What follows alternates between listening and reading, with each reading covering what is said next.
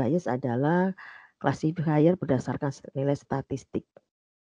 Dia menggunakan prediksi menggunakan konsep probabilistik. Jadi kalau kita melakukan prediksi kelas membership suatu probability, jadi ya sama aja seperti itu. Dasarnya dari mana metode ini? Namanya juga sudah Bayesian classification atau klasifikasi bias. Dia berdasarkan teorema Bayes.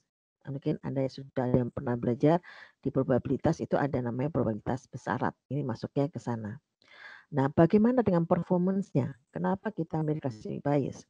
Performance-nya memang classifier bias itu adalah sederhana. Pertama, kita nyatakan sebagai naive bias classifier yang dapat kita bandingkan performance-nya terhadap decision tree maupun classifier lainnya seperti neural network. Nah, penambahan dia trainingnya bagaimana? Setiap contoh training selalu dia akan bertambah atau menurun probabilitasnya. Dalam hipotesanya jadi bisa kita lakukan dia baik, artinya tidak bisa naik, bisa turun, artinya nilai probabilitasnya jelas gitu loh.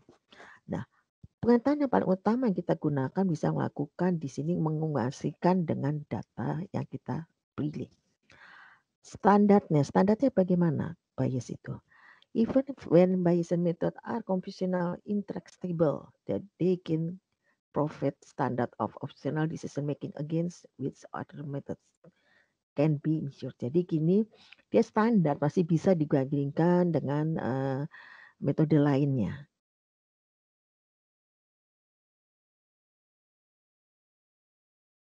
Decision method. Berikutnya, karena tadi sudah disampaikan namanya bias, maka teori dasarnya itu adalah teori bias. Yang pertama, kita tahu bahwa ada teorema probabilitas total, yaitu kita melakukan perkalian antara jumlah dari perkalian dari probabilitas B bila sudah terhadap adanya AI ini, atribut sini nanti dikalikan dengan PAI di sini. Teori itu adalah kita sudah tahu ada teorema probabilitas seperti itu. Nah, bagaimana dengan teorema bias? Teorema bias ini kalau kita masukkan suatu probabilitas bersama saja di sini menghitung probabilitas. Di mana X itu adalah data sampel dari suatu kelas jadi trainingnya. Terus kalau hanya itu hipotesa dari suatu X yang mengandung kelas. Jadi hipotesa kita artinya hipotesis yang kita lakukan sini adalah data yang mau kita uji langsung dia di situ. Dengan yang di dalamnya dia dalam kelas C tertentu.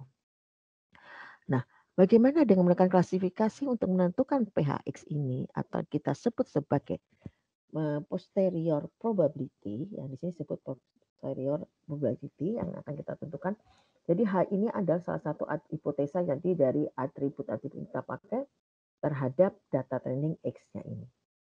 Jadi nanti kita sebut ini posteriori probability adalah probability yang mengandung hipotesa yang diberikan dari dataset sampel X. Jadi dia akan probabilitas dari si data yang mau kita uji terhadap dataset yang ada, data contoh X. Sedangkan pH-nya sendiri kita sebut misalnya yang ini sebut sini. Jadi data X di sini kalau dilihat tuh pH X dia ada posterior, yaitu hipotesa yang kita akan lakukan terhadap data yang kita observasi sampel data trainingnya dari X. Sedangkan pH atau prior probability yang kita sebut di sini itu adalah inisial probability. Sebagai contoh, X itu kita membeli komputer. Kita membeli komputer atas dasar apa? Ada dasar untuk atribut-atribut seseorang. Karena di pembelian komputer orang marketing pengen beli komputer, seseorang beli komputer apa tidak, dia tentu akan memenuhi atribut-atribut seperti usia, income, atau student nanti. Sedangkan PX itu probability untuk sampel data yang kita teliti. Jadi di sini ambilnya sebagai kayak data trainingnya lah seperti sini. Sedangkan PXH itu kita sebut sebagai likelihood. Nah ini likelihood ya. PXH itu likelihood adalah probability yang kita teliti dari suatu sampel X. Bila kita berikan suatu hipotesa, sesuatu yang mengikuti suatu hipotesa H. Sebagai contoh, kita akan diberikan X dataset yang disebut X, kita mau beli komputer. Probabilitasnya, maka X itu umpamanya X itu anggota dari 31,40. Jadi probabilitasnya itu ada atribut, ada kelasnya, itu X-nya. Hanya itu hipotesa yang akan kita uji nantinya. Jika ada atribut A, atribut B, ini dia masuk membeli komputer atau tidak. Oke, itu yang nanti disebut dengan dasar teori dari klasifikasi bias.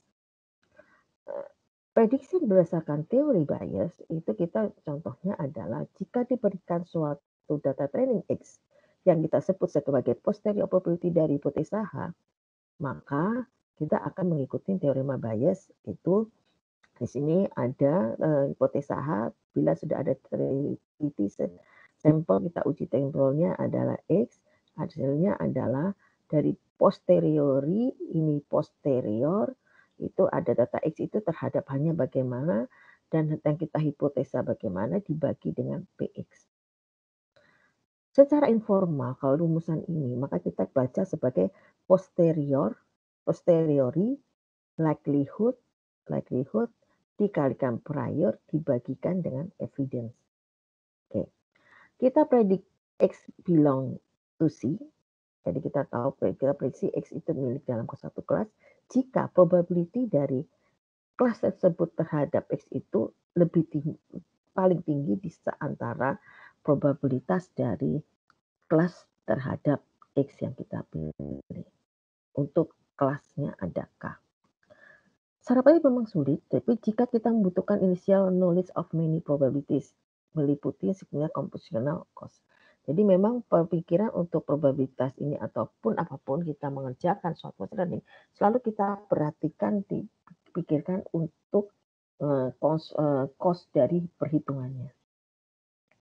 Ya, jadi kesulitannya hanya untuk perhitungan situ.